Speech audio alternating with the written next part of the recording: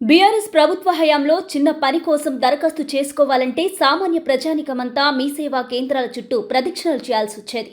కానీ కొత్త ప్రభుత్వం రాగానే దరఖాస్తులను మీ సేవా కేంద్రాల ద్వారా కాకుండా నేరుగా స్వీకరించడంతో గ్రామ సభల్ని దరఖాస్తుదారులతో కళకళలాడుతున్నాయి.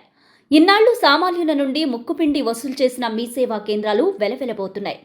ఈ రోజు నుండి చేపట్టిన ప్రజాపాలన కార్యక్రమంలో దరఖాస్తుల్ని సైతం ప్రభుత్వమే ఇవ్వడంతో ఒక పైసా ఖర్చు లేకుండా లబ్ధిదారులు దరఖాస్తులు చేసుకుంటున్నారు. కేవలం గుర్తింపు కార్డులుంటే చాలు సంక్షేమ పథకాలకు నేరుగా దరఖాస్తు చేసుకునే సదుపాయాన్ని కాంగ్రెస్ ప్రభుత్వం తీసుకొచ్చింది.